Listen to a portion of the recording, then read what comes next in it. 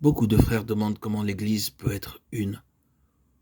Nous devons réaliser combien il est vain de chercher à parvenir à l'unité avec des moyens humains.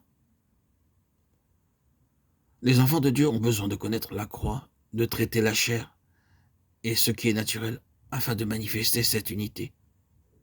Aucune méthode n'est efficace à moins d'expérimenter ce qu'est le calvaire. Aucun problème dans l'Église ne peut être résolu par des procédés humains et de l'ingéniosité. L'Église ne supporte ni la chair ni ce qui est naturel, car les deux causeraient des dommages.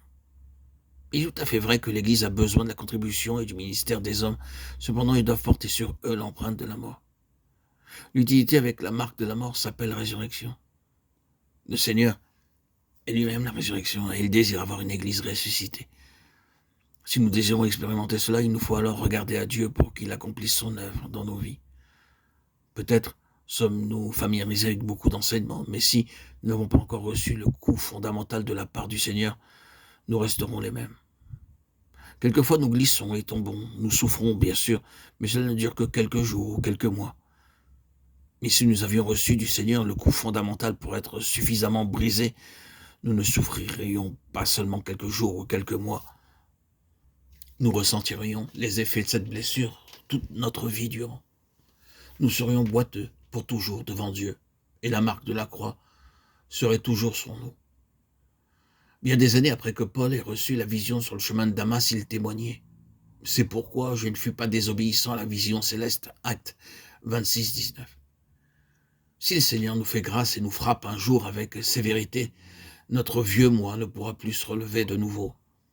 La blessure demeurera en nous à jamais. Puisqu'il est toujours possible de toucher ou de voir en Christ ressuscité la plaie causée par l'écrou dans ses mains et par la lance à son côté, les marques de la croix, ne s'effaceront jamais dans la vie de tous ceux qui, aujourd'hui, connaissent le Seigneur comme la résurrection. Si nous expérimentons cette blessure, nous n'oserons plus jamais nous glorifier de ce que nous sommes, ni de notre puissance. Une fois que nous aurons été frappés par le Seigneur, nous ne nous relèverons plus jamais. Puissent les marques de la croix devenir de plus en plus évidentes dans nos vies. La prétention n'est d'aucune utilité dans ces choses, car ce qui est placé de nous-mêmes sur l'autel sera bien vite oublié. Mais lorsque le sacrifice est placé sur l'autel et mis à mort, il ne se relève plus jamais.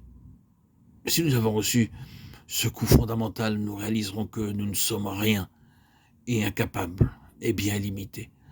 La marque de cette mort en nous témoigne de la connaissance que nous avons de la résurrection. Connaître la croix, c'est connaître la résurrection. Ce qui demeure après être passé par la croix, c'est la résurrection. Oh, combien y a-t-il de choses qui ne se soient plus jamais manifestées dans nos vies, mais qui sont parties pour toujours en passant par la croix.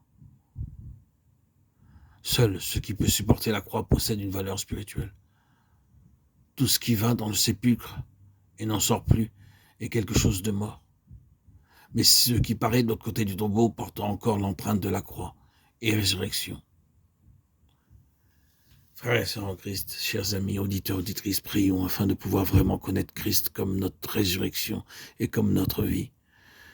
Chers amis, que le Seigneur enlève beaucoup de ce qui est nôtre, que la conséquence ne soit pas uniquement pour nous d'avoir plus de sa vie, mais aussi moins de nous-mêmes. Bien souvent, nous vivons de ce qui est naturel sans connaître la discipline de Dieu, ni de la croix. Mes chers amis, nous avons besoin de prier que le Seigneur nous fasse miséricorde, afin que ce qui est naturel diminue en nous, peu à peu, pour que se manifeste de plus en plus ce qui est ressuscité. Auditeurs, auditrices, que la vie et la résurrection deviennent pour nous des réalités et non pas des théories. Qu'il nous montre que lorsque nous mettons la main à une chose, il n'y a pas de résurrection, parce que tout ce que nous produisions n'est que charnel, naturel. Que le Seigneur puisse exploser notre chair à la lumière de la résurrection. Si nous ne pouvons pas encore voir, le Seigneur est toujours miséricordieux. Seigneur, viens éclaire nos cœurs, nos esprits. Fais ton travail en nous. Que nous puissions rejeter tout ce qui n'est pas de toi. Enlève de nos cœurs, Seigneur, tout ce qui n'est pas de ta sainte volonté, tout ce qui est du vieil homme, charnel, passionné, terrestre. Fais-nous connaître la vie de résurrection, ta vie et nôtre.